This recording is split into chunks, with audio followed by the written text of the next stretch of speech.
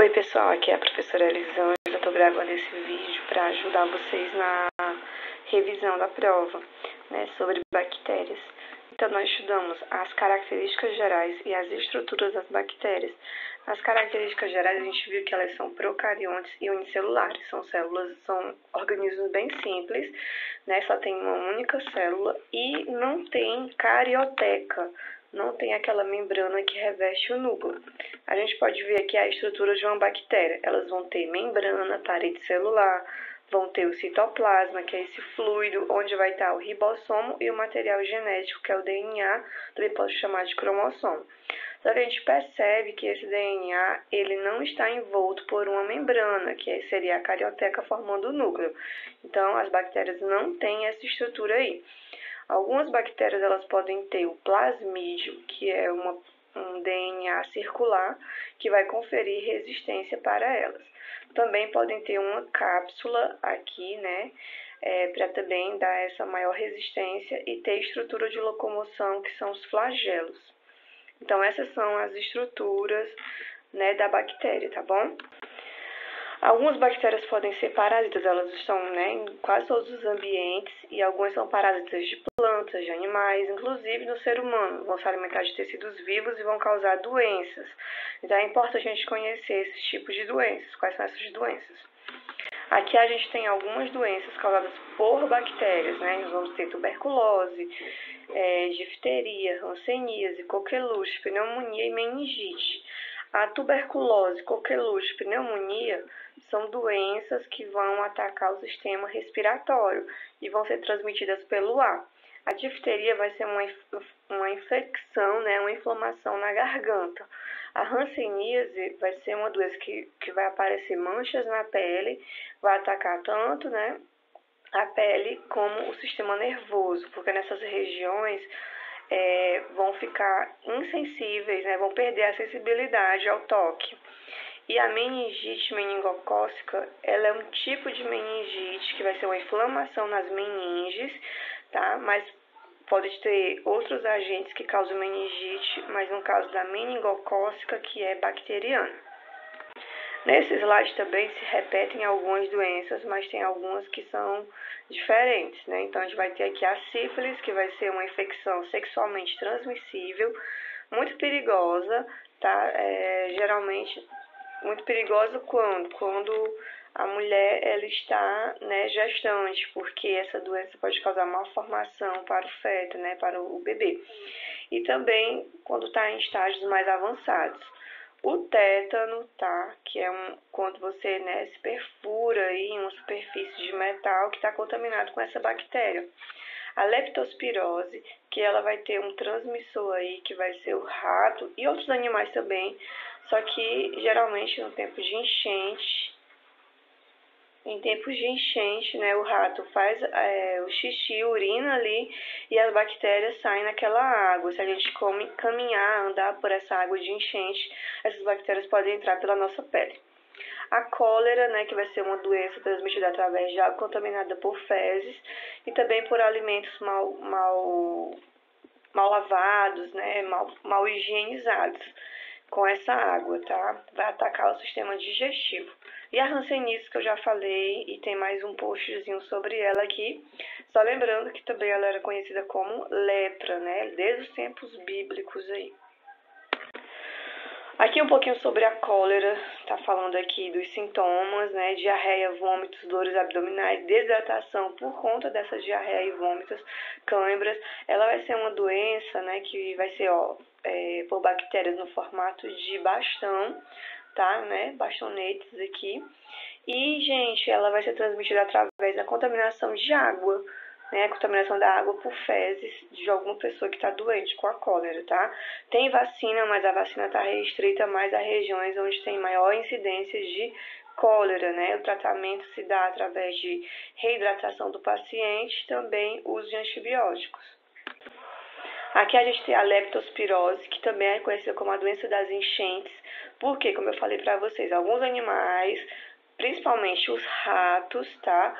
Eles vão transmitir essa bactéria, né, através da sua urina, e a bactéria, ela vai, que é a leptospira, tá? Então, ela vai penetrar na pele e ir nas mucosas, né? Vai entrar no corpo da pessoa e vai provocar dores de cabeça, dores musculares, problemas renais. Então, essa doença acontece principalmente no tempo de período chuvoso, por causa das enchentes. Os ratos que vivem ali em bueiros, né, vão transmitir essa doença aí. Aqui a gente tem alguns sintomas e estágios da sífilis, tá? Então, a gente tem o estágio 1, aparece uma feridinha que desaparece por pouco, né? Dura poucos dias e desaparece. O segundo estágio é quando já aparecem essas erupções aqui no corpo. O terceiro estágio, que é o mais grave, mais crítico, é quando afeta já os órgãos internos.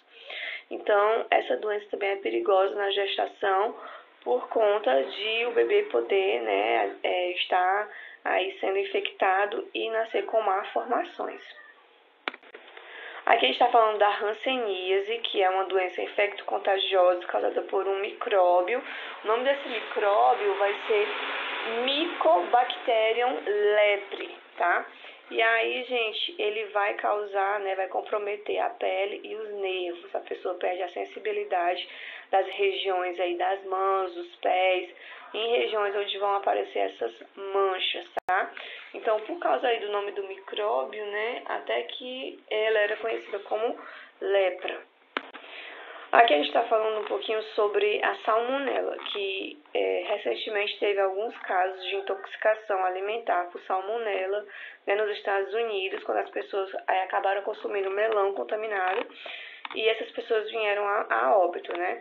Então, gente, é importante que a gente lave bem as mãos, lave bem os alimentos, né? Tenha um bom cozimento, evitar comer alimentos crus, porque eles podem estar aí tem um maior risco de transmissão da salmonela.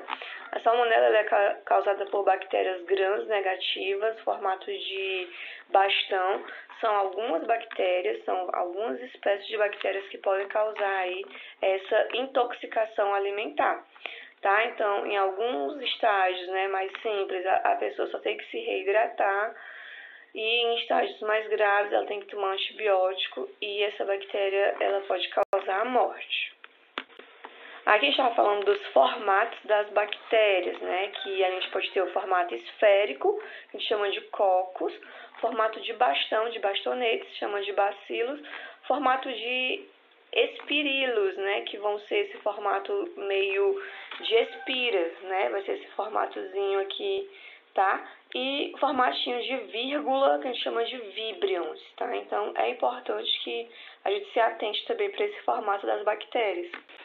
Aqui está falando um pouquinho sobre a importância ecológica das bactérias, que tem um papel importantíssimo na decomposição, na ciclagem de nutrientes, né, no retorno desses nutrientes para os ciclos biogeoquímicos. Então, é uma importância muito grande das bactérias.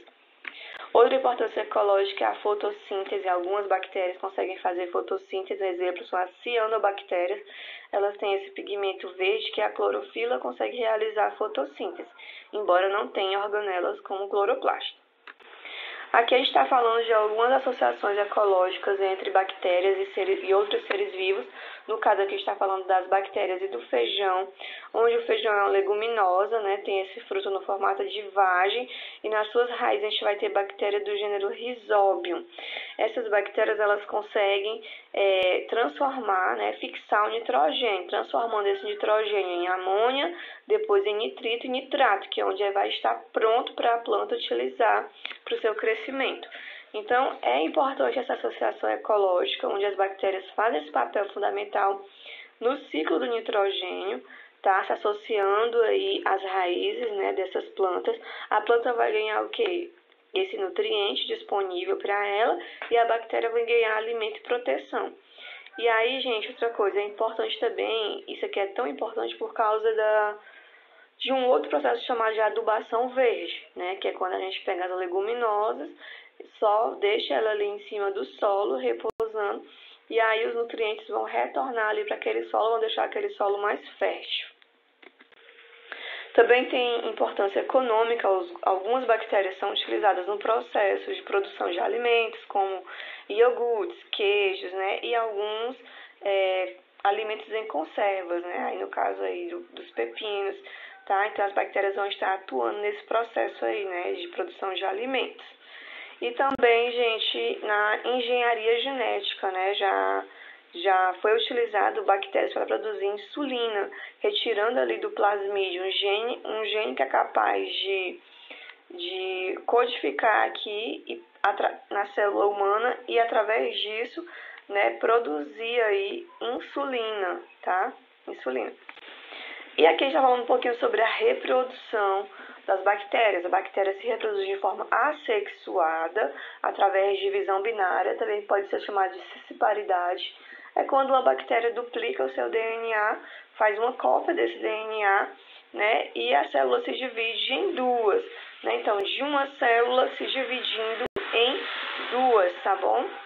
E, essas duas aqui vão ser idênticas à bactéria original, né? Vão ser clones aí. Então, não tem variabilidade genética nesse tipo de reprodução aqui. As bactérias encontraram algumas formas de obter variabilidade genética. Uma delas é a conjugação, onde uma bactéria que tem um plasmídio resistente doa uma cópia desse plasmídio com uma bactéria que não tem. Então, a gente vai ter a doadora e a receptora.